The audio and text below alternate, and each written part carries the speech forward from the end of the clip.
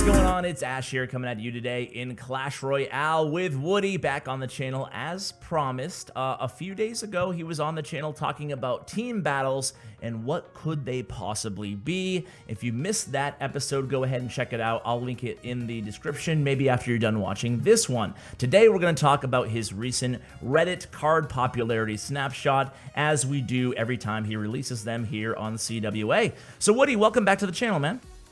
Howdy, Ash. Thanks so much for inviting me back. It was a lot of fun talking about team battles. I can't wait to get more information from Supercell about what that's going to look like, but I know that they're going to be working on making that an awesome feature. Looking forward to also talking about the card popularity snapshot. It's been a great series that we've done together. I really enjoy it.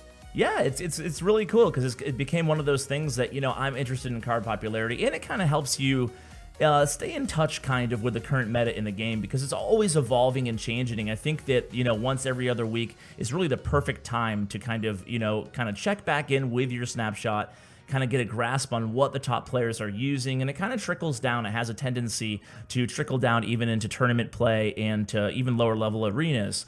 So before we get into all that stuff, do you have any further thoughts, you know, 2 or 3 days later on the team battles, or are you kind of still up in the air? Obviously, we don't really know anything yet. Right. Well, I guess as far as further thoughts go, I'm just, you know, in an optimistic way, thinking that it should be something big and explosive. So I don't know necessarily if it's going to be a brand new map, you know, with the 2v2 that we talked about, but I feel like just having 1v1 battles, you know, in a clump of 3 or 5 players may not be as you know, amazing of a new feature as I set it out to be. So maybe it's, you know, an expansion or something even bigger on that by providing in-game rewards for the players, or, you know, tacking on something that'll make it you know, worthwhile. But yeah, I don't know. It better be great because they've been working on it for a long time, and I think they've been teasing it pretty hard. So. Yeah, I mean, with the Easter eggs they're dropping in the news section and everything else, you know, it's definitely the hype is real right now. So you're right, it's got to be something cool. But, you know, half the time, you know, whether it's Clash of Clans or Clash Royale, half the time the dev team, they throw something at us that we just least expected. So who knows? It might be something totally different than what both of us speculated on that video. But anyway, let's get back to the point here. Steer us back on the card popularity snapshot. Why don't you tell us a little bit, just give us a synopsis about this snapshot. I'm looking at it right now. It looks like the log is currently on top and Beatdown everywhere, right? Oh man, Beatdown everywhere. That is pretty much the perfect synopsis for this snapshot. This is the first one that we got since the recent balance changes that increased the spawn count for skeletons, very importantly. Was a nerf for the Executioner, and there have been big changes in the metagame as a result. Beatdown is just all over the place, man. It's running rampant right now. It's going to be March of the Giants, I tell you, because we have 33 uses of them. They actually went down 2 in usage from the previous snapshot, but it was already so high that it's barely a dent made in there at all. A third of all decks have been running Giant. And then you look down at other really iconic cards like Hog Rider, where not even half the usage of Giant. And you're just kind of left wondering, how long can Beatdown stay up at the top? Is it really going to remain the key archetype forever, or is there going to be, you know, a new card introduced or a new balancing update that's finally going to kick it off its pedestal? Yeah, and even Golem, you know, it's not super popular, only 12 appearances, but that is still up 6 from the previous snapshot. So even that is on the rise. Basically, like you kind of touched on there, every Beatdown is kind of, or archetype within the Beatdown, sub-archetype, I guess, whatever, is kind of on the rise. So before we get into why that is and what changes you'd like to see in the meta, I kind of wanted to ask you just about archetypes, because not everybody out there is a Beatdown player. Some people like cycle decks, bait decks, siege decks like yourself. So I'm curious, you know, is there any archetype that you feel kind of weak at? And also, how do you go about shifting archetypes? Like, if you're, like, for example, me, I consider myself more of a cycle player and control. Like, those are my 2 favorite archetypes. But I'm not a super strong, you know, and I'm going to get killed in the comments for this, but everybody says that Beatdown is like the mindless, dumb archetype that anybody can play. But I guess I'm not that anybody. I don't fall into that category. Because, you know, I've been successful with it in the past. Of course, there's been certain little, you know, metas within the meta that I've actually done well with. But for the most part, I never dominated. I'm never one of those players who just rattles off grand challenges in a row, 12 wins with Beatdown. So talk a little bit maybe about how to get comfortable with an archetype that you're just not familiar with or not used to or just not good at. Certainly, yeah. Like you just mentioned, I'm really experienced with Siege, so Mortar and Expo have kind of been my jam for a long time now. But there's going to be growing pains anytime you learn a new deck. There's going to be some familiarity. If you have had experience with any of the cards that are popular in the deck, particularly the win condition, that can make it easier to make that transition. But every time you switch your deck up, there's always going to be something new that you have to learn. It becomes especially challenging whenever you go on a full archetype swap out from like a Hog Rider cycle deck into something big heavy like a Golem Beatdown deck. Yeah. I would say that there's two key things that you can do to make that transition a little bit easier. Read the metagame analyses that we put out there, all the pros that are playing these games, and watch these videos here on your channel because well, I guess I'm speaking to the viewers, not specifically you, because no, any tips are great. That's exactly what I wanted. Yeah, right. But tips and watching pros and seeing how they play them. You can go watch them stream on Twitch. See the videos here on YouTube. There's a ton of different places to watch that epic gameplay. Watch the CWA Champions Cup as a great resource there. But once you do that, try to replicate it for yourself. Go out in there and practice. You can either get into a friendly battle with your buddies and try to go back and forth at each other. It won't be a super competitive environment. So if you could get behind on Elixir, you could say, okay, let's reset. Let's try that again. Go back at it with an attack. But even if you don't have that opportunity, you can always try it out on ladder. You might drop some trophies. You might lose a challenge or two. But that's always another way to do it. I think that the best environment to test out new decks, though, is these free tournaments. They're pretty low stakes at this point. You don't have those big 15K card chests to be won anymore. And so a lot of people will use smaller tournaments, especially as kind of testing grounds to try out decks that they aren't familiar with, but that they know can be killer in the right hands.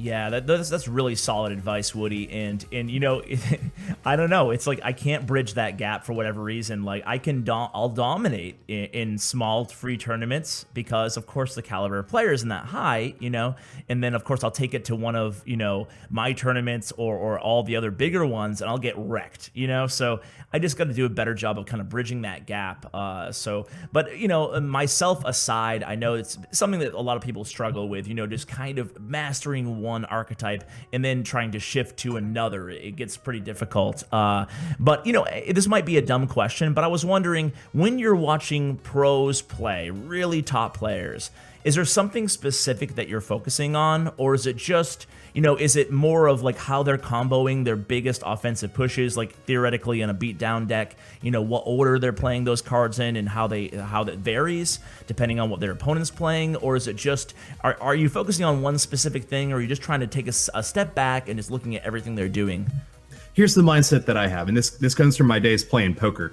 Whenever I watch someone else executing the perfect plays with a hand or the optimal strategy, I'll try to put myself in their shoes. And before they do anything, I'll say, okay, if I were in this situation, I would want to set up my defensive building here, or, play a troop at this time to try to counter what's coming in. And then I see if they do the same thing. And if they don't, I ask myself, well, why did they make that decision that way?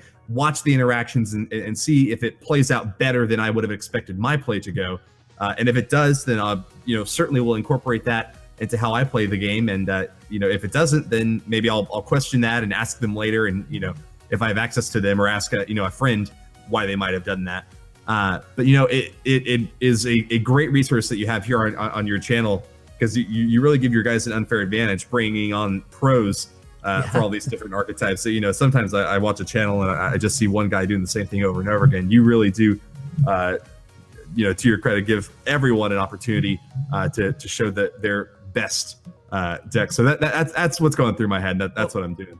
Thank you, man. And yeah, that's what I try to do. And what you say, really, it's a great advice there, honestly, to you guys watching in too. And it's something that I'm going to definitely take to heart too, that I'm going to try to, because honestly, I never did that. I never looked at it like, what would I do? I was just so focused on what they're doing. So I think that's really solid advice. I'm going to do that next time I go watch, Hazard or Tag or whoever stream, So, Yeah. Or Colton. Why did I name names? Because when I name names, I always forget 20 Gosh, people. why didn't you name me, Gash? God.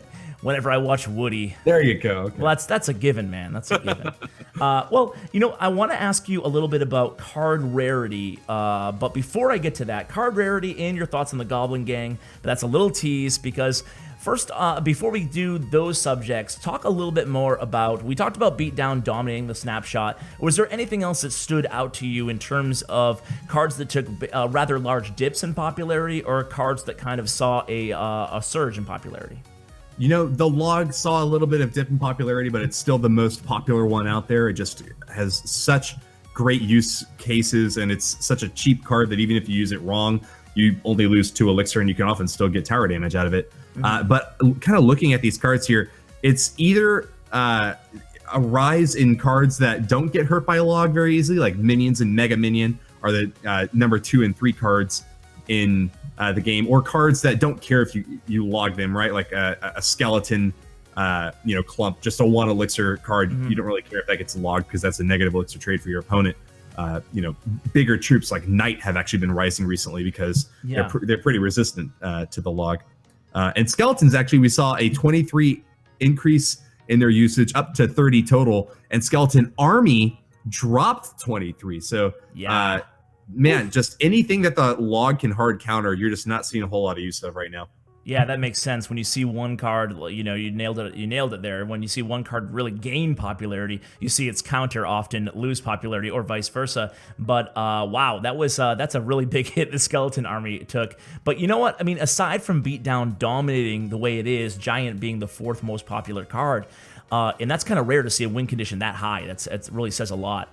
Having had you on for all these other episodes, you rarely see a win condition card in the top 5. But I was wondering, do you think that beside Beatdown being so strong, do you think that it's pretty healthy in terms of the overall popularity of cards, being that you are seeing cards that were kind of dead for a while, such as Poison, such as Baby Dragon, even Fire Spirits. You're starting to see those around the 20 appearance range, which is actually pretty healthy.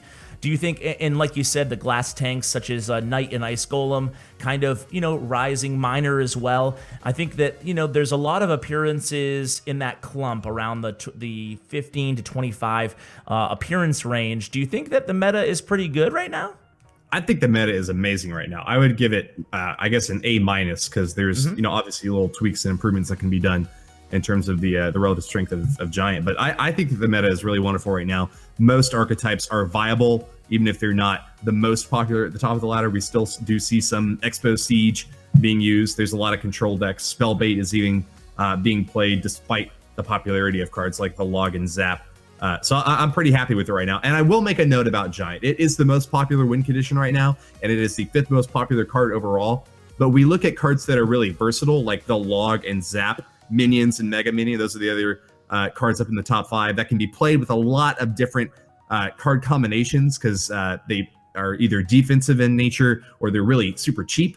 The Giant is probably the most versatile win condition in the game, because he's just basically a big hit point buffer on the front end, right? You can add pretty much any troop on the back end with a Giant, and it works quite well. You can even add in something like Graveyard, on the front of your opponent's tower to be able to, take it down. And so Giant doesn't necessarily require a very precise, coordination of cards on your part. The Lava Hound, by contrast, I was really gonna often mention does, work with things like Balloon and Mega Minion and Minions have to have, flying troops in there. But since most troops are on the ground and often do want a tank out in front that has an efficient stat pool relative to its cost, Giant works really well, is really versatile, and is just exceedingly popular at the top of the ladder. Yeah, definitely. And you even talk about this in your snapshot, but even the spells this is like the first time that we're seeing poison and fireball somehow living together happily inside the meta. So it's cool actually. I mean, you can go up and down the list and you can see that, whether it's balloon or goblin barrel or tornado or, like all these cards that sometimes just fall totally out of the meta, they're actually there and viable. So I totally agree with you there. Three Musketeers, another one. One card we're not seeing any of is the poor Battle Ram. And Battle Ram, I thought it was going to be one of the best cards in the game. I still think it's underrated personally. What do you think of Battle Ram? Do you think that it needs a buff again? Or do you think it needs maybe some death damage or something? There's always the problem with these new cards that can't really get used on ladder because it's difficult to get it maxed out, within, a short time frame of them being released. So part of it is attributable to that. I don't really think that the Battle Ram is a super strong card. I don't see it played a whole lot in tournaments or in challenges. I don't think it's, an awful or abysmal card like, Sparky or Rages. It certainly is viable in some archetypes. But I think that it really does deserve a buff. I think that a hit point buff on the front end would make it more likely to be able to actually strike the tower and, ram it as it's, supposed to do. I don't think that they should really tweak the speed a bit too much. I think that the damage that it does when it hits is pretty good. It's in between a Dark Prince and a Prince in terms of total damage when it strikes. So that would be nice. Maybe, just spitballing out here ideas. Maybe if it did more damage, if it had a higher hit point pool, that would be interesting. Like the hit points that it has get like converted into extra damage. Yeah. That would be a way to punish an opponent who, doesn't actually do any damage to the Battle Ram whatsoever. Yeah, definitely a solid idea there. I'm not sure what it is. Just needs a little something. I feel like the mechanics are there. Just needs to be, like you said, a little bit more damage, a little bit more HP, some sort of a new death damage mechanic, something like that. But it's a cool card, I still think, but it just needs to be, a little tweak here. Maybe hopefully in the next balance update. But I wanted to ask just a random question I had written down for you because I've never actually asked you this question is what do you think, what legendary card is in most need of a buff in your opinion? Oh, it's got to be Sparky, man. Yeah. I just, mentioned Sparky where as being one of the worst cards in the game right now. It just is so difficult to pull off well at the, in top competitive play because there's pretty much everything in the world can counter it. I think Sparky ought to get a cost reduction and a damage reduction. Cost reduction to 5? Oh, yeah, to 5, man. 6 is just so expensive. And the fact that you can get an even trade with a rocket onto it makes it hard to use in a lot of cases. The fact that it just gets, annihilated by pretty much any swarm that's oncoming, and that can be reset super easily, I think is pretty bad. I think it ought to have like a battery charge, when it gets zapped or, frozen by, an ice spear or something, that it retains its charge because it gets shut down so easily. And it ought to be legendary. You ought to be excited to use it. And I think most times when players get Sparky in like a draft challenge, they're like, oh my God, I got to play with this thing. Yeah, I totally agree with you there. There's some people who have success, some moderate success with Sparky. I've seen, people actually use, it's not like I never see him, but that could also be testament to the fact that it's a legendary card and people just want to play a legendary that they may have just unlocked. But I agree with you, like even if you don't have a good reset card in hand, you can just throw skeletons, which are so popular now, or whatever, like, any cheap card at it, and it's almost a reset because it takes so long for it to recharge and fire again, Yeah, when you know that the best thing that you can say about it is that some people get moderate success with it, there's a problem with it. Yeah, exactly. In fact, M Wolverine is the #1 comment with 240 upvotes, saying that it's now been 22 weeks, almost 6 months, since a single use of Sparky has been recorded in the top 100 players. Wow. Oh, buddy. Yeah. Rip. Thoughts on Goblin Gang? Goblin Gang, it's really fun. It's I'm having more fun with it than I thought I would. It seemed like a pretty vanilla, just oh god, you're gonna tack that onto the back end and add 1 elixir to it. But it's pretty neat. It's pretty interesting. There's some really creative gameplay with it. You can obviously split them up into different lanes, so you can in some cases even play them proactively when you have nothing else to do in your backhand. But it does a lot of damage if you ignore it. It's kind of tricky to counter too. Because you have to time kind of the placement of a spell or a troop to try to hit everything. And, when the goblins keep rushing at you and the spear goblins plant and they don't move anymore because they, are ranged fighters, it gets really, confusing as a defender to try to deal with the deal with the whole Goblin Gang. Yeah. And the video is hilarious too. I don't know if you saw the Serenity. I did, man. I love that. It was something else. And yeah, man, I think that I agree with you. Honestly, I was the least excited about this card out of any card for a long time. But I actually played against it a lot before I even bothered leveling it up because I was just like, underwhelming. We know what it does, whatever. I don't need to even learn this to teach people how to use it because it's so obvious. But then I started seeing people have, like you said, it's so hard to hit all the goblins with that zap spell or whatever you need, whatever you have.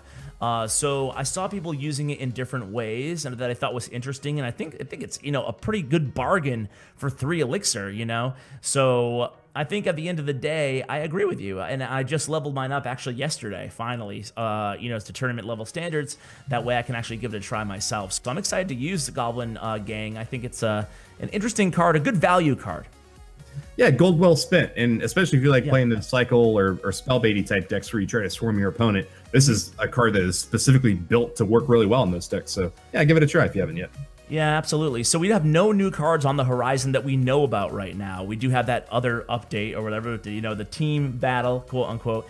But as far as new cards go, do you like this every other week, or it's not every other week, every month or whatever format for the new cards? If so, do you like the rarity system? Do you like? They've been kind of adding 1 card of each rarity. It seems like, or actually maybe not. I take that back. But at least in my mind, it seems like they're adding quite a few legendary cards. None on the last the group of 4 cards, but pretty much every update before that. Do you have any theory? I know you have a lot of thoughts on a lot of things, but in terms of adding new cards to the game, do you think they should be adding like more commons than rares, and then more rares than epics, and epics than legendaries? Or do you think that as long as the cards kind of fit in the genre, it's okay with you? Boy, there's a lot to unpack from that question, but I think that overall, I was decently happy with the 2-week release schedule. I love getting the shiny new cards to play with, and they're awesome toys. And I always buy the starter packs in the shop to get my foot in the door, leveling them up. But I think that the developers have really actually kind of caught on to something. Tim posted recently that they're looking to slow down the release schedule to something like 3 or 4 weeks even, because sometimes these cards get released and they're not play tested perfectly. We've seen pretty hilarious instances of the bowler, or rather the executioner, throwing his axe across the entire arena and absolutely. Yeah. But on top of that, I think that more devotion of developer time to other aspects of the game would be great. The tournament system has needed an overhaul for a really long time. Mm-hmm.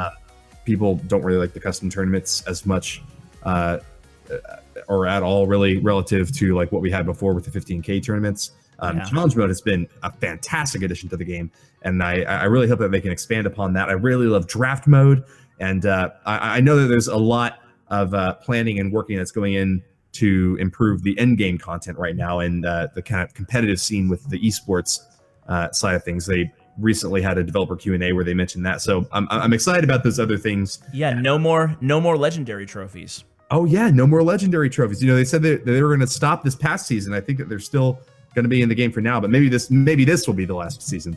Yeah, they mentioned something in that same Q&A where they're going to be removing them from everybody's profile as well, but maybe, hopefully, giving us a little bit something in return. I don't know what it could be, but maybe it's like some form of currency in whatever new system they implement to replace it. Yeah, I'm a fan of that. And if it's experience or gold, or credit toward like some new cute cosmetic thing, I'd be excited about that. If I were to speculate, I would say that you're still going to get legendary trophies from this current season. So we've got another 9 days and 3 hours as of recording time left in the current season. But I think that there's a decent chance that after that you can expect to see some new great things in Clash Royale. Yeah, me too, man. I'm looking forward to it. The last thing on the, do you think it's okay with the legendaries versus like the commons and whatnot? Oh yeah. Sorry, I threw like 20 questions in one. Right. I think that it is important to make sure that legendaries are special in some way, that they're not just, troop that you put down and it does damage to other troop, that it has an interesting mechanic. So I think it's fine to keep things a little more spicy in terms of how they play. So in terms of, the number of cards that are introduced as commons, rares, or epics, I'm not particularly concerned when a new card comes out, whether it is one rarity or another.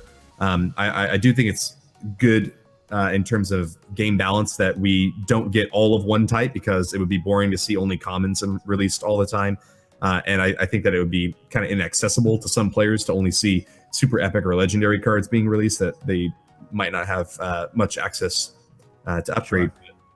Yeah, I agree with you. That makes a lot of sense. I think that one thing that I forgot who said it, but so many Q&As and developer interviews and stuff like that. But I think it was Tim who said that what they do is they don't necessarily look at legendary cards or epic cards as being any more powerful than, say, a common or rare card, but rather they look at the mechanics being more unique and special. If that, you kind of touched on that just there in your answer. But it's like, you think about it like Lumberjack. He's a fast-moving, fast-swinging character that also has that extra mechanic of dropping rage. And, the Inferno Dragon beams, has a built-in Inferno Tower, stuff like that. So that kind of made sense to me, that they just want their a little bit more complex in terms of in-game mechanics on the legendary cards versus a common card. Not that it can't be super powerful, but just a little bit more simple in what they're doing. The first time you encounter a legendary card, you should look at it and you should go, whoa! Yes. You should be surprised by it. It should do something special and fun. Yep. So I agree with you on that. Agreed. Okay, well, Woody, thanks so much, man. I know it's getting into the weekend here, and I'm sure you have plans this Friday evening, but I just wanted to thank you so much for your time. It's always such a pleasure to talk to you on the channel. Do you have any parting words for us? Yeah, just as usual, I'll thank you once again. This is a wonderful opportunity to reach out to your followers. I'm the leader of Reddit Alpha. I hope that your viewers will consider stopping by if they're interested in looking for a clan. We have 8 clans right now. With anyone who's got at least 4,000 trophies, we've got a spot for you. I'm also a content creator myself here on YouTube. WWoody123 is the channel name, and I release Clash Royale content intermittently. I stream on Twitch. Woody123 is also the name over there, and then I tweet out on Twitter. Woody_CR is where you can find me. Nice, and all those links will be in the show notes in the description for you guys to check out. Make sure you check out Woody, especially on Wednesday evenings, streaming Steal the Crown event as part of Plex Chat Prime Time. Woody, thanks so much for coming on, man. I'll see you back in 2 weeks. You the best, Ash. See you then. All right, guys, thanks so much for watching. Again, a super huge shout out to my YouTube partner, Bren Chong. Make sure you follow him in the social media information that is below in the description. Guys, thanks so much for watching, and as always, take care, guys.